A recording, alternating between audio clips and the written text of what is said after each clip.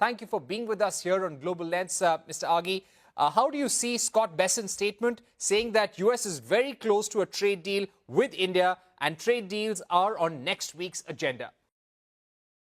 No, absolutely. I think the discussion in Washington, D.C. is all about closing a big deal, and the big deal would be India, because so far the Trump administration has been able to only close deal with UK, which is not a substantive deal as compared to India.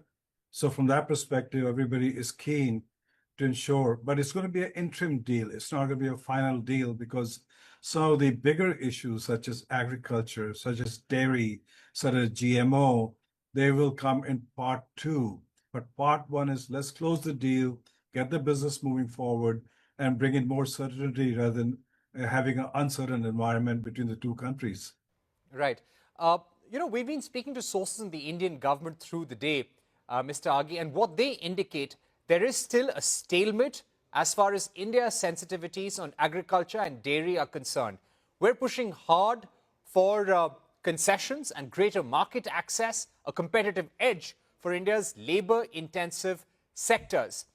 From the Indian side, it seems that agriculture and dairy are the red lines, and the US is still pushing for them to be included in the early harvest deal as well. And the indication that we're getting that India may walk away from the deal if there is too much insistence on agriculture and dairy. What do you think is the status of negotiations? Well, yes, US is asking to open up ag, dairy, GMO, and those are red lines for India itself. You have to understand when you have 60% of the population working on the farm, you have to protect them. From a religious perspective, the dairy which are fed in the US, meats and other kind of food is not acceptable. India, under the law, cannot allow GMO. So I think the government hands are tied. And we are trying to explain to the US government that let's not push hard on that area. Our feeling is that US will focus on getting first interim deal going and then focus on ag, dairy, and others in the latter part of the discussion itself. Right. So you're saying that we will have an interim deal in goods minus agriculture and dairy. Would you have any idea as to the number of product lines or the kind of product lines which could be covered in the early harvest agreement? So our estimate shows slightly over 6,000 product lines, which both sides have agreed to move forward. Also, basically, when India has a $40+ billion trade surplus with the US, India will buy more and more LNG from the US to bring that to the balance itself. So I think it addresses multiple factors what Trump is asking for. Balance the trade between the two countries. By India buying LNG, that's going to bring it down. Open up the market. I think the current agreement opens up the market itself, both for the US and India. At the end of the day, I think the objective here is to take the trade between the two countries from 200 billion to 500 billion. And we strongly believe a reciprocal trade deal, a trade deal which is win-win, will drive trade exports from India into the US and from the US into India itself. So I think what we have to focus is it should not be a win-lose deal, but a win-win deal between the two countries. Right. What I would also like to ask you that what would be the tariff arrangement? Will it be 0 for 0, or US will impose 10% and India will also impose an average tariff of 10%?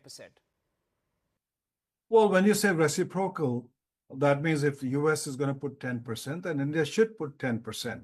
You can't have one country at 0, other country at 10 itself.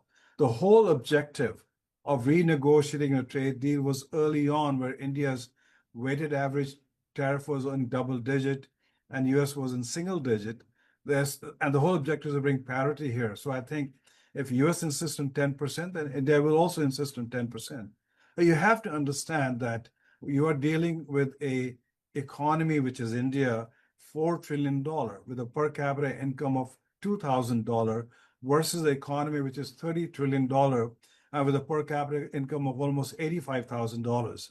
So I think you have to bring some semblance of parity between the economy and per capita as compared to both countries itself. I think in order to have a win-win deal, you need to ensure that there's a reciprocity between the two countries. Right.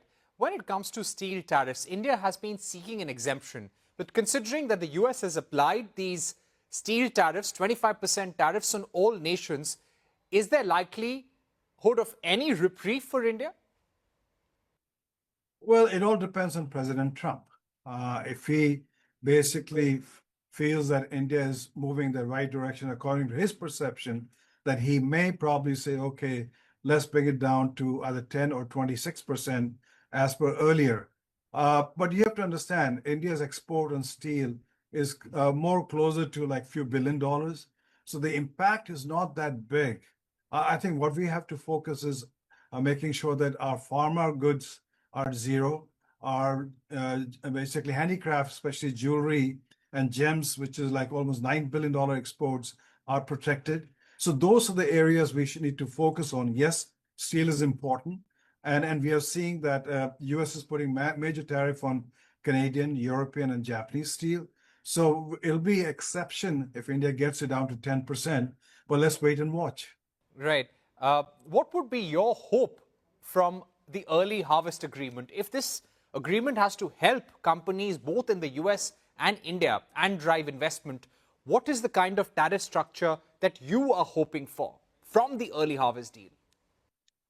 Well, we like to see zero tariffs, but I think if the objective on part of the US side is 10%, 10% also kind of when you benchmark with China, the overall objective is increase the exports. Objective is to move in supply chain from China into India, because at the end of the day, US cannot bring in full manufacturing back to the US. Today, we have vacancy of almost 400,000 jobs in manufacturing in the US, which we can't fulfill. So what we are going to see is more advanced manufacturing coming back to the US, but India plays a critical role in the other aspect of manufacturing. It could be semiconductor, which is 15 nanometers and above, could be in components or partnership in defense area. So I think what the whole strategy is, strike a deal with India, then basically work on joint manufacturing in certain areas between the countries which have signed a trade deal. So from that perspective, I think it's important that India and US come to an agreement, sign a trade deal, and move on into looking at securing supply chain for the US companies in partnership with India. Right. Mr. Aghi, always a pleasure having you here on CNBC TV 18. Let's hope we have a trade deal over the next few days.